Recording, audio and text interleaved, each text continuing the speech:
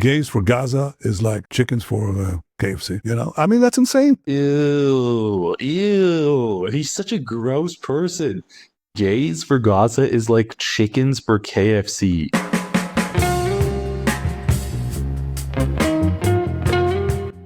I think there's never been a friend like Donald Trump in the White House for Israel. I think he's a remarkable leader. I think he's changing history. He said he'll make America great again. He's already done it. You know, America is widely admired now around the world, and especially after our joint operation against this regime that wanted to, chant death to America, death to Israel. Well, I think together we've shown the world a different face of America. Very powerful, very directed, very resolute. You guys are very tight, right? Would you call it a bromance? Well, you might. I mean, we've known each other several decades, and I really like him. What do you like most about him? You know, if you meet him close up, and Sarah and I have had this opportunity many times, including last night in a great dinner we had at the White House. First of all, Donald Trump can be very funny. Of course. He can be very funny. Especially off camera, right? He can, absolutely. He can split you sort of sit there and you start guffawing because it's so funny.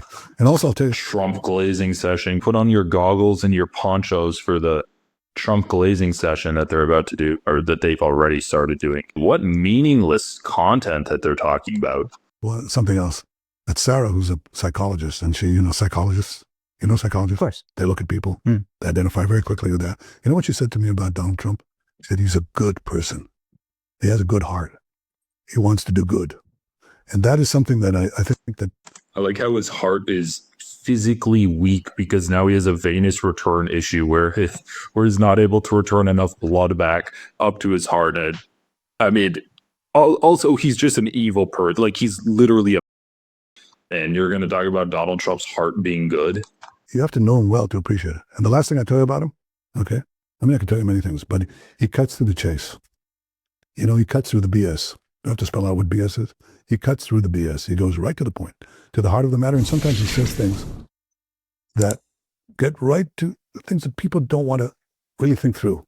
And he cuts to the bone. And that is an amazing quality because it lets you focus on the things that are important. So it's been an incredible partnership, both personally, but also for our two nations. Did you have any type of relationship with Biden? Not the same. I've known Biden for, 40 years? Almost as long. Well, both of them. Over the decades, it was a different relationship. It was a friendship, but also it evolved into, how shall I say this? Severe disagreements. And with Donald Trump, we've had. Oh, wow. Great journalistic follow-up question. What are the severe disagreements you had with Biden? Powerful agreements. And where there's no daylight between an American president and an Israeli prime minister, amazing things can happen. Like our common enemies who chant death to Israel, death to America, and want to develop atomic bombs and the means to deliver them to this city and to every part of America. All of a sudden, they're not so intimidating. All of a sudden, we can defeat them. All of a sudden, you can use these brave American pilots who come from around the world, drop it right over the bunker, and help us. Oh my God. I'm actually like shuddering from listening to this man talk. The amount of purely condensed evil within him is off the charts. Like, some people are evil, but not every single sentence out of their mouth is something evil and wrong. And God damn, Netanyahu's hitting that like 5, 10, 20 point combo right now. And the amazing feats of our soldiers and pilots. That's an amazing thing. It's good for America. It's good for the security of every single American. How do you feel about the Americans' opinion on Israel right now? Well, look, I think the broad segments of the American public support Israel. Why does this feel like it's a larger conversation chopped up and into like little soundbite clips that they sewed together? But I'm concerned that the young people in America, some of them are getting the wrong picture of Israel, vilification, demonization. You can feed them a lot of lies. So the only way you can fight lies is with the truth. How do you fight lies? You tell the truth. And you have to tell it as often and as, intensely as the lies that are leveled against you. And that requires an effort. It's like another battlefield, And I'm doing this podcast, among other things, to reach young people. Of course. You guys are pretty young. I mean, 30 years old. 30. Oh yeah, I'm doing this podcast to get to your audience. Well, thanks for just coming right out and saying it, dude. Dude, look at his evil grin. He knows he's sitting across from two just troglodytes, and he's just can completely spin them like a top. He just has full control over the situation. He's hiding his power level. He really is. That's young. Yeah. What do you think the biggest misconceptions are about Israel? Well, first of all, they don't know what kind of an open society it is, how pluralistic. I mean, we live in the heart of the Middle East, okay? Iran is not that far away. In Iran, they hang gays by cranes. In Israel, probably Tel Aviv is one of the, the most open, liberal-minded city on earth. Israel is a We visited there, yeah. it's completely different. Our assistant's gay too. He had a good time. Well, you could vouch. Yeah, no, he had. You can ban gay people from living in your neighborhoods in Israel. I want to call it really like I want to call it a symbol of acceptance and LGBTQ positivity. So, I mean, look at that. How about women? Okay. Women in Iran, they shoot the women. They shot this extraordinarily brave and beautiful woman, shot on the sidewalk. It doesn't have her name. Why would he remember the name of an anecdote he's using? It's an Iranian, right? Because she showed too much hair. In Israel, women are, you know what women, I'll tell you what the difference is, okay? So I had this young... Is he going to pull out the Sheila Klein line?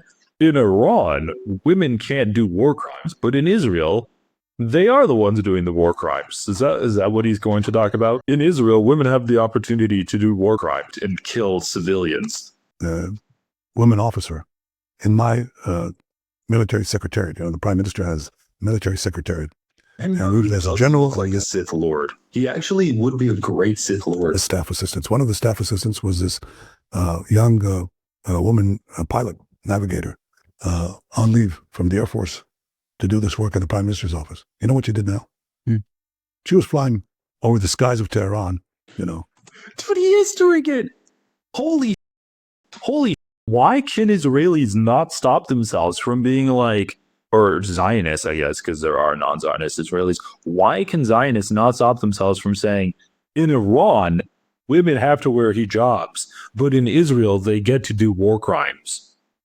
Why is that the first thing that you talk about when you're talking about like women equality? You're not going to talk about a female prime minister that you had, female Supreme Court justices, the percentage of women in academia in Israel. No, you're going to say that they can bomb innocent civilians? That's what you're going to say? Attacking this horrible regime that tyrannizes the women in Tehran. That's a difference. The women there get shot on the sidewalk, and an Israeli woman pilot helps liberate Iran. Liberate Iran? Dude, they killed like 300 civilians in Iran. And holy sh**. I need to look this up. Israeli strikes kill civilians across Iran. 224 people have been killed, nearly 2,000 injured. Casualties of the Iran-Israel war. Okay, this is June 23rd, 2025. United Nations Human Rights. Iran, UN fact-finding mission special rapporteur called for civilian protection and respect for human rights as Israeli attacks cause extensive suffering. Extensive liberation. I thought that's what it was. Civilians enduring sleepless nights as air raids, sirens sound, and children unable to attend school. Entire communities are facing psychological strain, with many forced to abandon their homes and seek shelter elsewhere. As of June 21st, Iran's Ministry of Health and Medicine Education reported that at least 400 people have been killed, including at least 54 women and children, with over 3,056 injured in hospitals and residential areas among the locations hit. Hospitals and residential areas were among the locations hit. Human rights organizations have reported higher tolls, with at least 865 killed and 3,396 injured. So anywhere between 400 people and 865 people were killed by Israel's bombings. And Netanyahu's going to be like, in Iran, they shoot one woman for not wearing a hijab.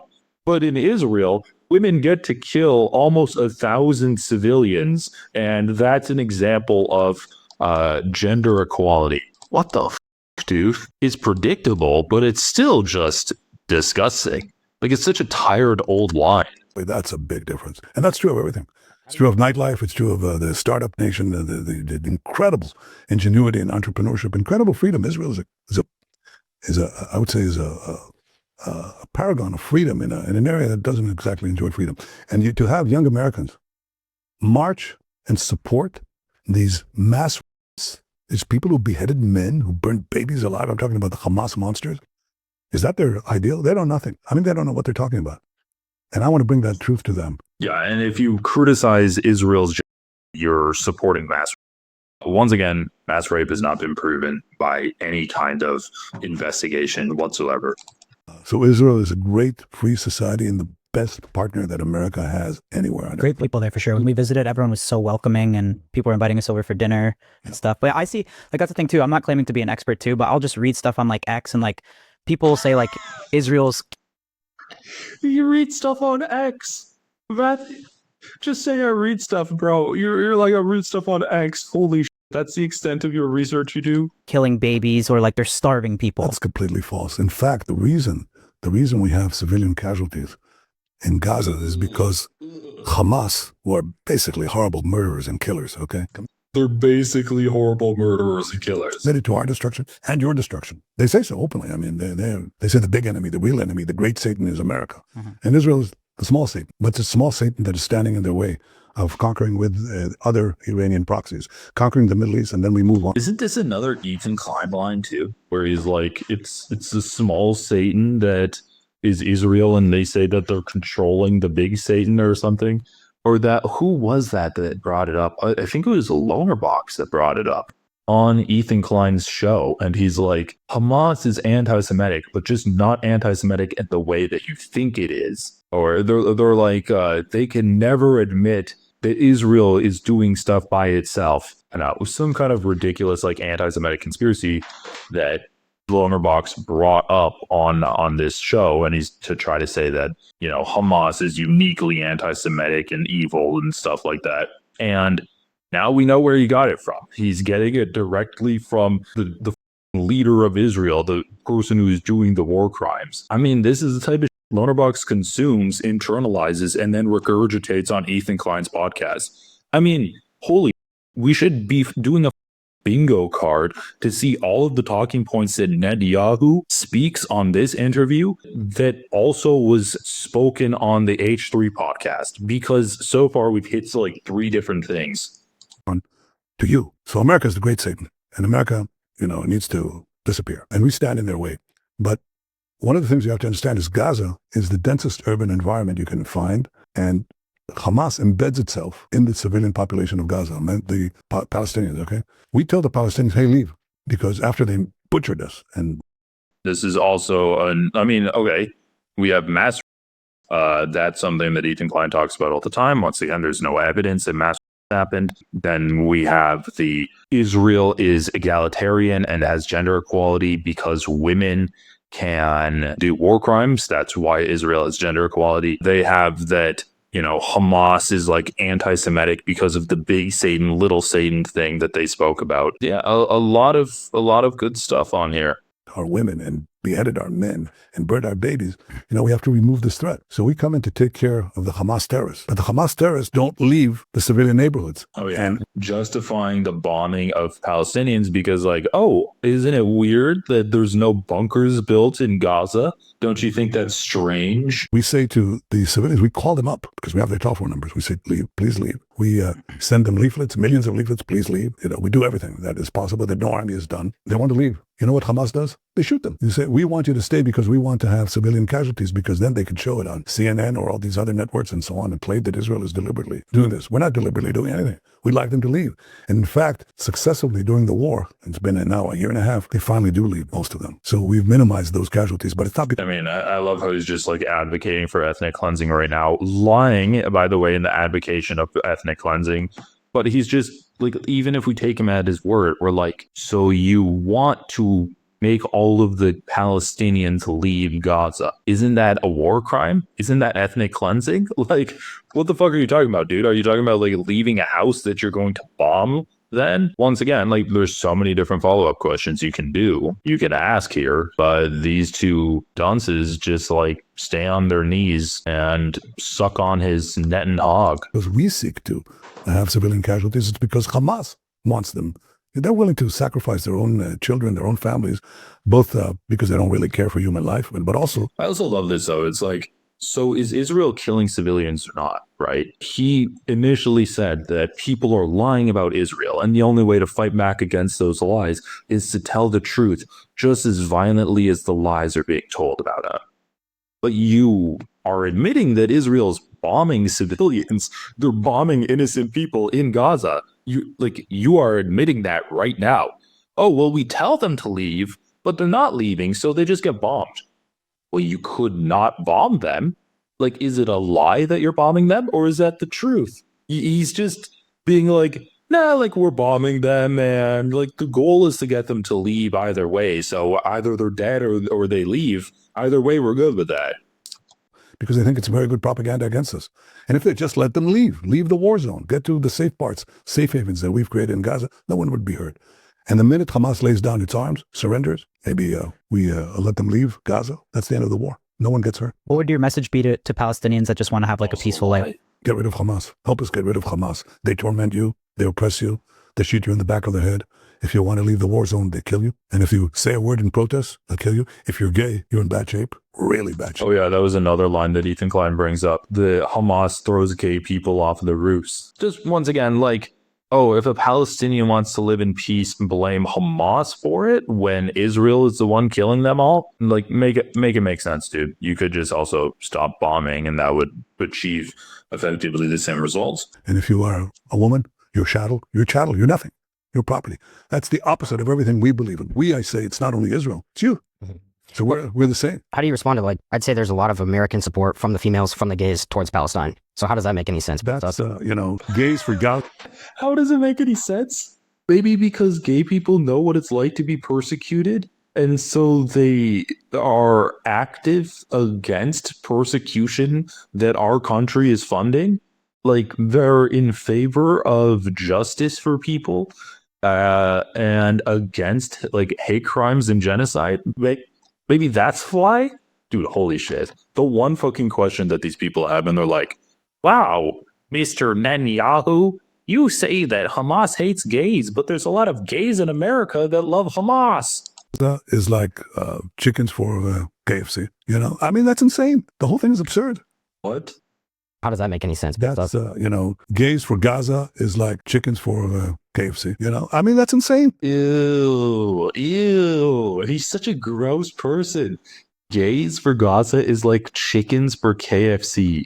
Like, Fine. So how does that make any sense? That's, gays for Gaza is like chickens for KFC. Once again, I mean, we all know this man is, but I thought Hamas was the group that was against the gays, right? I thought you said that if a Palestinian in Gaza wants to have a peaceful life, they should fight against Hamas because that's the only reason that you're bombing them, right?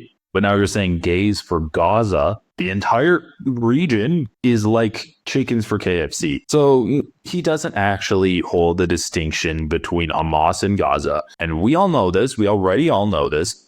But the thing is, these guys are stupid. They know nothing about the conflict at all. But if they were smart, they'd be able to pick up on some of these discrepancies and be like, okay, but I thought you said Hamas was the bad thing. Why are you saying gays for Gaza is like chickens for KFC? Like, if these people were any bit intelligent at all, they could pick apart what he's saying, even knowing nothing about the conflict whatsoever. But they're dumb as bricks. And they push this American propaganda too. They push this fascist regime propaganda also, because once again, they need to maintain a connection with this power. So they have to push this propaganda. Guys, I am never going to do ad reads on here, no advertisers, not going to be sponsored by dick pills or whatever. If you want to support my work, encourage me to live stream more, please consider joining the channel. You'll get access to early content, you'll get members only content, and your name will be in green. That's so good.